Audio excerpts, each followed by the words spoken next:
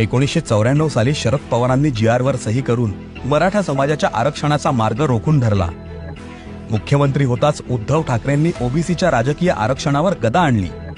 ज्या आमदार अण्णासाहेब पाटलांनी मराठा समाजासाठी बलिदान दिलं, त्यांच्या नावाच्या अण्णासाहेब पाटील महामंडळाचा मराठा समाजासाठी राखीव असलेला फंड तत्कालीन अल्पसंख्याक मंत्री नवाब मलिकांनी इस्लामी धार्मिक शिक्षण देणाऱ्या मदरशांकडे वळवला।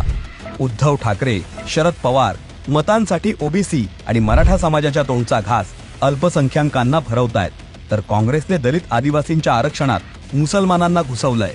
कर्नाटक हे त्याचं अगदी ताजं उदाहरण आहे।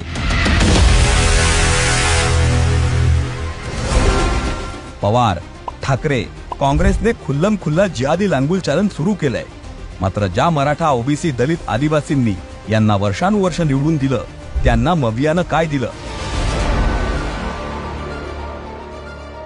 काँग्रेसने विश्वरत्न डॉक्टर बाबासाहेब आंबेडकरांना भारतरत्न देण्याचे जाणून बुजून टाळले। मात्र आपले पणजोबा, आजी, वडील आणि आईच्या चुकांचं खापर राहुल गांधी भाजपवर फोडू पाहतायत। मुळात दलित, आदिवासी, ओबीसी, मराठा समाज व इतर मागासवर्ग यांच्यासाठी भाजपनं जितकं केलं तितकं 70 वर्षांची सत्ता ताब्यात असून काँग्रेसला देखील करता आलं नाही।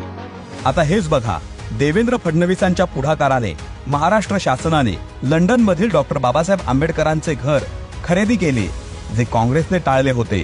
फडणवीसांनी जपानच्या कोयासान विद्यापीठाला भारतरत्नांचा पुतळा भेट म्हणून दिला होता, जो त्या युनिव्हर्सिटीने आपल्या प्रांगणात उभारलाय। फडणवीसांनी मराठा समाजाला एकदा नव्हे तर तब्बल 2दा आरक्षण दिलं। सारथी, महाराजा सयाजीराव गायकवाड परदेशी शिक्षण योजना, शेतकऱ्यांच्या खात्यात 12,000 रुपये, सौर कृषी पंप योजना, उद्योजकांसाठी मुद्रा लोन, राज्यातील प्रत्येक नागरिकासाठी 5 लाखांपर्यंतचा मोफत विमा, अशा लोकहिताच्या कित्येक योजना भाजप महायुती सरकारने राबवल्या।